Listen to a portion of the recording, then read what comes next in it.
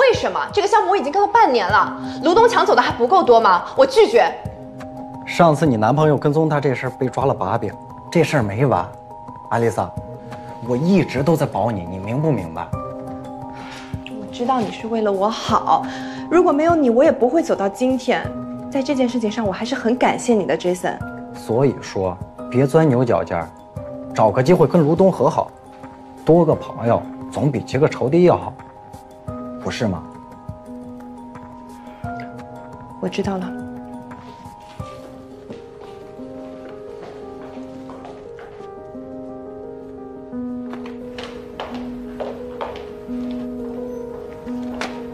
哎，Lisa，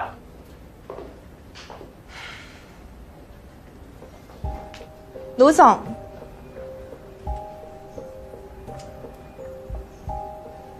不错，就你这心理状态，不上位的吗？卢总有何贵干呢？如果没什么事儿的话，我还有会，我先走了。哎，Johnson已经把你的活给分完了，你还有什么可忙的？你想干什么？我不想干什么，我只是警告你，你是斗不过我的，别再耍什么花招。卢总怕不是宫斗剧看多了吧？我不想跟你斗。早这样不就完了吗？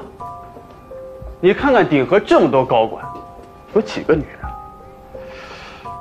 认命吧，趁着年轻还有点姿色，不如把眼光放长远些，找个金龟婿嫁得了。卢总，你这样算不算是性别歧视呀？不，这只是我个人的好心的建议。这女人呐，出名要趁早。Jason， 对不起了。什么？许三八，你疯了！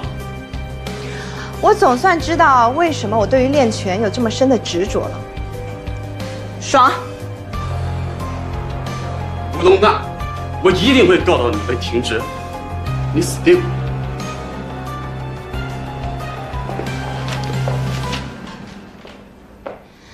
医药费，你拿去检查身体，顺便看看脑子吧。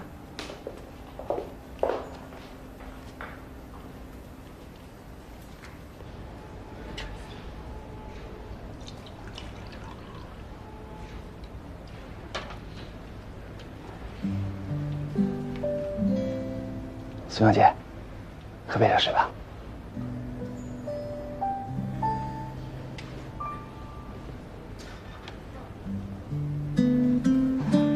邓丽，你跟我说实话，我这性格是不是特别不好？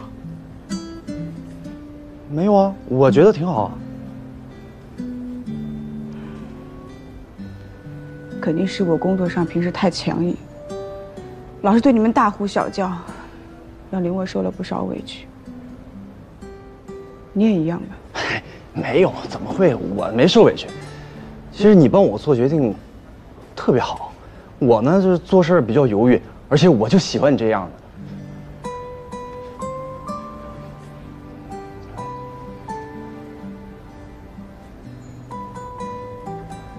臭小子，姐知道你。